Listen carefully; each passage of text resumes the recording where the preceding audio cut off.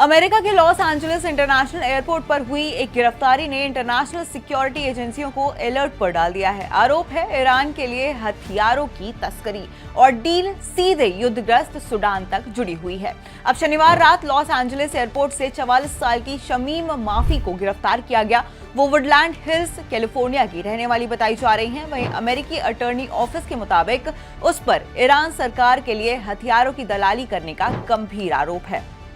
अमेरिकी अधिकारियों के अनुसार शमीम माफी ईरान में बने ड्रोन, बम फ्यूज और लाखों राउंड गोला बारूद के सौदे में शामिल थी, जिन्हें सूडान भेजा जाना था। इस पूरे नेटवर्क में उसकी भूमिका एक बिचौलिए की बताई जा रही है, जो अलग अलग देशों के रास्ते इन डील्स को अंजाम देती थी। तो वहीं अमेरिकी अटॉर्नी बिल एसेली ने भी इस गिरफ्तारी की पुष्टि करते हुए कहा कि माफी ने ईरान द्वारा निर्मित हथियारों की बिक्री में अहम भूमिका निभाई है और साथ ही ये पूरा नेटवर्क बिना किसी कानूनी अनुमति के चलाया जा रहा था। जांच में सामने आया है कि माफी का कनेक्शन सीधे ईरान के खुफिया और सुरक्षा मंत्रालय से था। वहीं फोन रिकॉर्ड के आधार पर दावा किया गया है कि दिसंबर 2022 से लेकर जून 2025 के बीच वो लगातार ईरानी अधिकारियों के संपर्क में थी और उनके निर्देशों पर काम कर रही थी।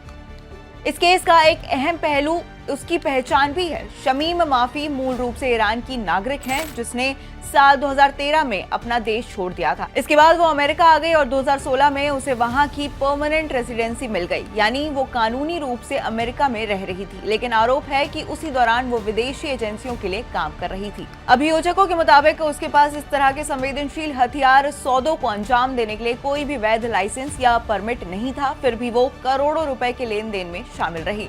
इस पूरे मामले में एक और बड़ा खुलासा उसकी लाइफस्टाइल को लेकर हुआ है। बाहर से उसकी छवि एक लग्जरी लाइफ जीने वाली महिला की थी। वो सोशल मीडिया पर अक्सर अपनी विदेशी यात्राएं, महंगी कारों और हाई प्रोफाइल लाइफस्टाइल की तस्वीरें शेयर करती थी। उसकी तस्वीरों में एक महंगी मर्सिडीज बेंज रोडस्टर के साथ पोज देते हुए भी उसे देखा गया है। लेकिन जांच एजेंसियों का कहना है कि इसी चमक धमक के पीछे एक ऐसा नेटवर्क चल रहा था जिसमें ड्रोन, बम और गोला बारूद जैसे खतरनाक हथियारों की डील शामिल है। आपको बता दें कि इस केस को पहले सामने आए खुलासों से भी जोड़कर देखा जा रहा है, जहां ये आरोप है कि माफी ने ओमान में रजिस्टर्ड अपनी कंपनी के जरिए ईरान और सूडान के बीच करोड़ों रुपए के हथियार सौदे कराए हैं। इन डील्स में खास तौर पर मुहाजिर 6 जैसे हथियारबंद ड्रोन शामिल हैं, जो निगरानी और हमले दोनों में इस्तेमाल किए जाते हैं।